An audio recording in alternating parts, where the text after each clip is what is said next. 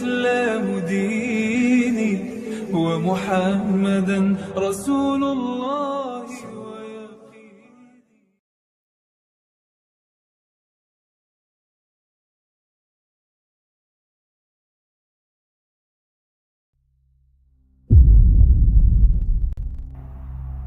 Assalamualaikum warahmatullahi wabarakatuh, sahabat Islam semuanya.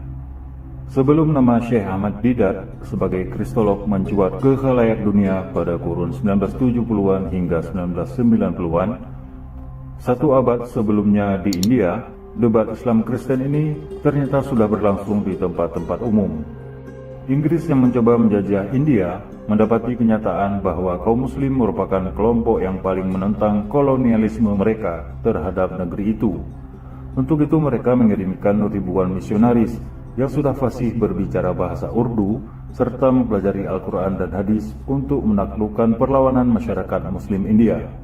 Cara yang mereka tempuh adalah dengan menantang para maulana, kiai, dan ustadz untuk berdebat di depan publik.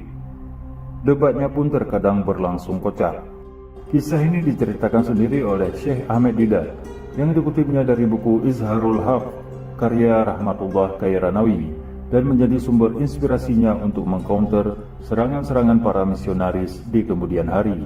While rummaging through this old pile of newspapers, I come across a worm-eaten book, reddish in color. I pick it up, full of mildew. When I pick it up, I start to sneeze. Start to sneeze because of the mildew, worm-eaten. And on the cover was written, Izharul Haq. Spelled out in English, Latin script. I-Z-H-A-R-U-L-H-A-K. Izharul Haq. Sounds like Muslim. Izharul Haq, does it sound like Muslim? But what is Izharul Haq? I don't know. At the bottom in brackets in smaller types is written the truth revealed. So I say, maybe this word Izharul Haq means the truth revealed. So I sit down on the ground in the dust and I start reading. I got no time to waste. I'm hungry, I want to read. What is it all about? So I started reading this book there on the ground, in the dust.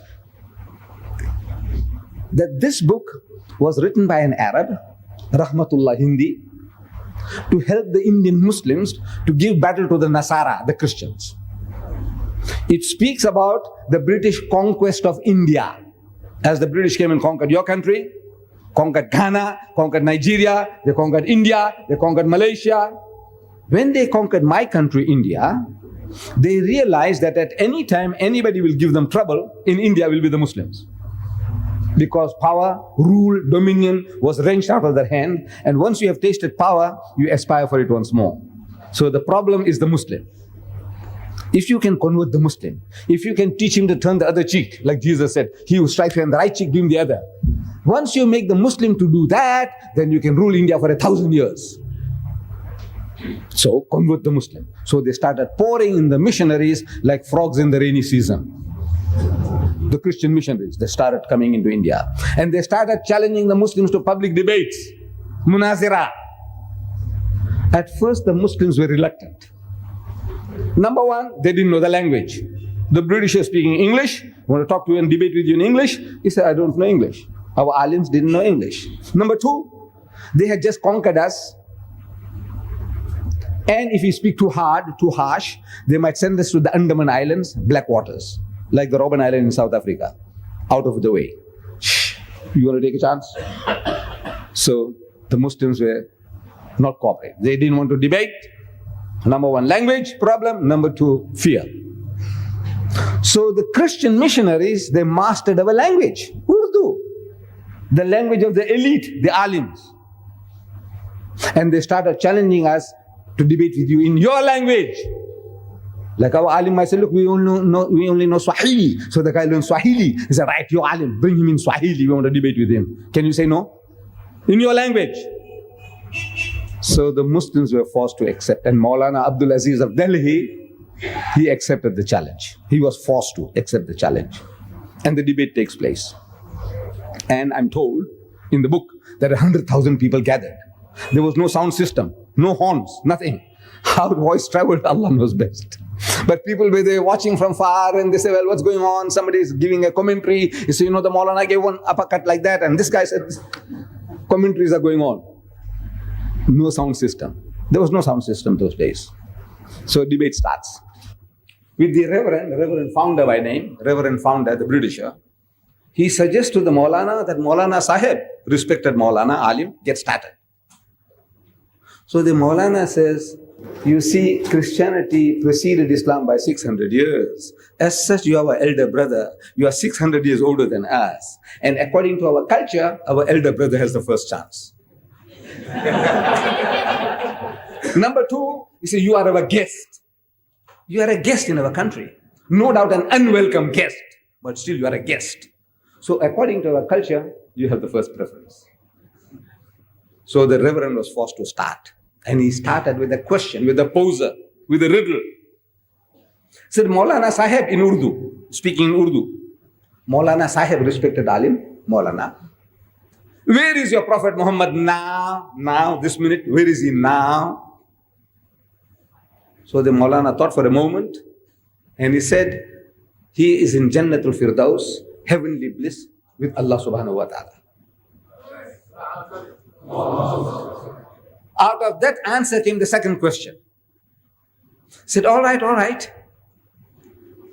If your Prophet was with his Allah, where was he when his grandson Hussein was martyred at Karbala?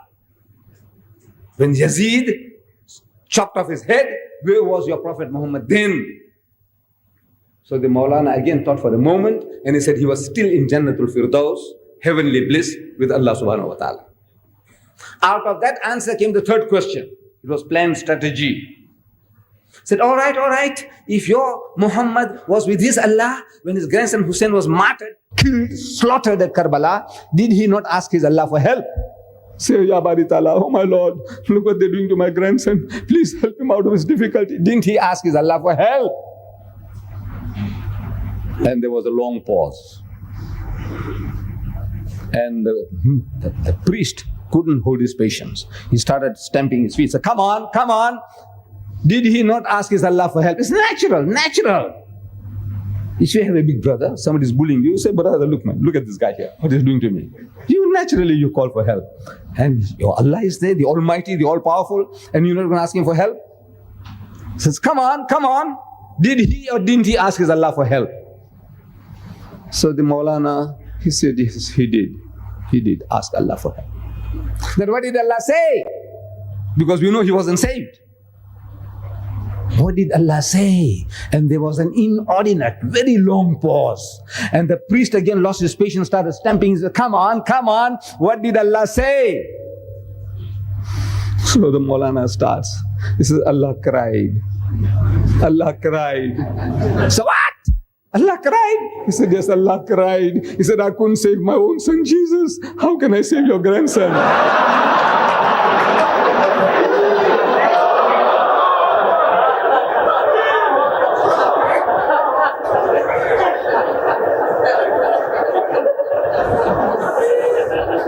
Walaupun perlawanan Muslim India kemudian berhasil dipatahkan, namun jumlah pemeluk Kristen di wilayah itu tak mencapai 2% hingga kini. Wallahu a'lam bishawab.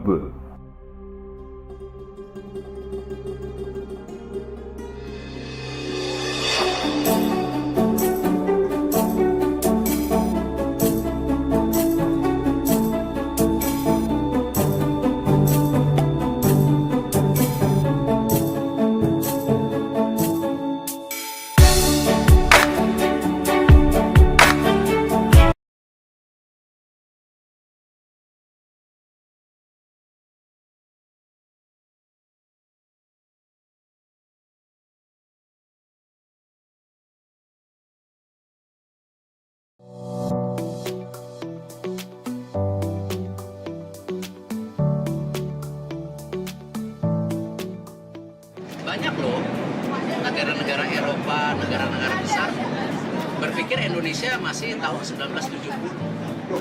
Nah, justru kita kasih lihat ke mereka. Kita punya MRT, punya LRT, punya kereta cepat. Ya. Pembangunan di Indonesia itu sangat luar biasa, pertumbuhan ekonomi juga luar biasa. Nah ini yang memang kita ciptakan sama-sama. Dalam uji coba beberapa waktu yang lalu, antusias untuk ikut banyak, dan setelah mereka merasakan bagaimana teknologi ini berjalan dengan baik, bagaimana pelayanannya juga baik, ini menimbulkan kekaguman. Kekaguman ini meniadakan hal-hal yang katakanlah